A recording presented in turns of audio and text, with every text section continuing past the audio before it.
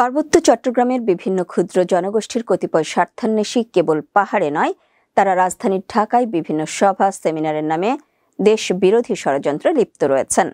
তারা পাহাড়ে বাংলাদেশ সরকারের বিদ্যমান শাসন ব্যবস্থা নিয়ে বিভ্রান্তিকর ও উদ্দেশ্য প্রণোদিত তথ্য ছড়াচ্ছেন বলে অভিযোগ উঠেছে। যারা পার্বত্য অঞ্চল নিয়ে রাষ্ট্রবিরোধী ও বিভ্রান্তিকর বক্তব্য দিয়ে পাহাড়কে অশান্ত করে তুলছে, তাদের বিষয়ে অন্তর্বর্তী সরকারের কঠোর পদক্ষেপ আশা করছেন পার্বত্যবাসী। বিগত ফ্যাসিস্ট সরকারের আমলে তারা নিজেদের স্বার্থে বিভিন্ন ক্ষেত্রে অনৈতিক অগ্রাধিকারের সুযোগ নিয়েছে। অন্তর্বর্তীকালীন সরকারের সময়ও তাদের অগ্রাধিকারের ব্যবস্থা বহাল রয়েছে। সংখ্যাগরিষ্ঠ না হয়েও শুধু পাহাড়ি হওয়ার কারণে রাষ্ট্রীয় এসব অগ্রাধিকার নেয় হতাশা ও উদ্বেগ জানিয়েছে সংখ্যাগরিষ্ঠ বাঙালিরা। তারা বলছে, বিগত সরকারের কাছ থেকে সব ধরনের সুযোগ নিয়ে এখন আবার অন্তর্বর্তী সরকারের কাছেও কিছু অযৌক্তিক দাবি তুলছে। এই দাবি তোলার ক্ষেত্রে তারা নানা কৌশল অবলম্বন করছে। এক শ্রেণীর কথিত বুদ্ধিজীবী ও সুশীল নামধারী ব্যক্তিদের ভাড়া করে এনে তাদের মুখ দিয়ে এসব দাবি বিভিন্ন মিডিয়ায় ছড়িয়ে দিচ্ছে।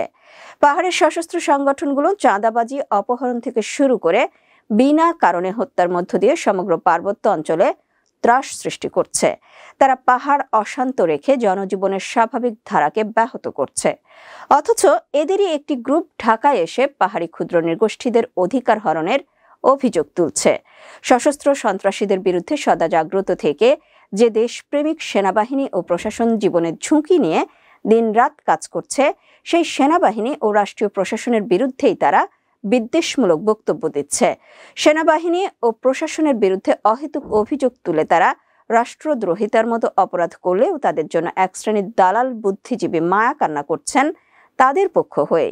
তারা পাহাড়ের বিভিন্ন ক্ষুদ্র জনগোষ্ঠীর অধিকার নিয়ে কথা বলছেন, অথচ সেখানে বসবাসরত সংখ্যাগরিষ্ঠ বাঙালিদের অধিকার হরণের বিষয়ে তাদের কোনো বোধ জাগ্রত হতে দেখা যায় না।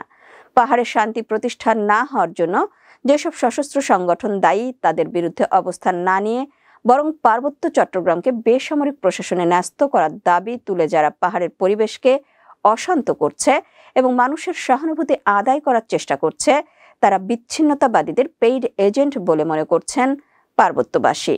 এসব এজেন্ট বলছেন, একটা দেশ কতটা সভ্য, গণতান্ত্রিক ও মানবিক তা তার সংখ্যালঘু ও ক্ষুদ্র গোষ্ঠীর ভালো থাকার সঙ্গে সম্পৃক্ত। কিন্তু তাদের ভাষায় পার্বত্য চট্টগ্রামের সংখ্যালঘু ও ক্ষুদ্র গোষ্ঠীরা নাকি ভালো নেই। পাহাড়ের জীববৈচিত্র্য ও সংস্কৃতি নাকি রক্ষা হচ্ছে না। পাহাড়ে নাকি বারবার স্বৈরতন্ত্র উত্থিত হচ্ছে। একদল যাচ্ছে, একদল আসছে। সংবিধান, রাষ্ট্রনীতি সহ কোনো কিছুতেই নাকি ঐক্যমত্য দেখছে না এসব স্বার্থান্বেষী এজেন্টরা। পার্শ্ববর্তী দেশ পাহাড়কে অস্থিতিশীল রাখতে এই সশস্ত্র এজেন্টদের অর্থ দিচ্ছে, অস্ত্র দিচ্ছে। সশস্ত্র সন্ত্রাসীদের ভয়ে এখনো পার্বত্য অঞ্চলের মানুষদের আতঙ্কের মধ্যে থাকতে হয়।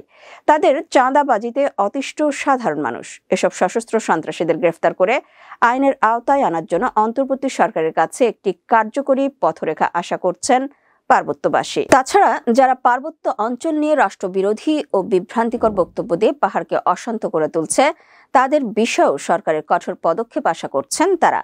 পার্বত্যবাসীরা বলছেন, পার্বত্য অঞ্চল বাংলাদেশেরই একটা অংশ।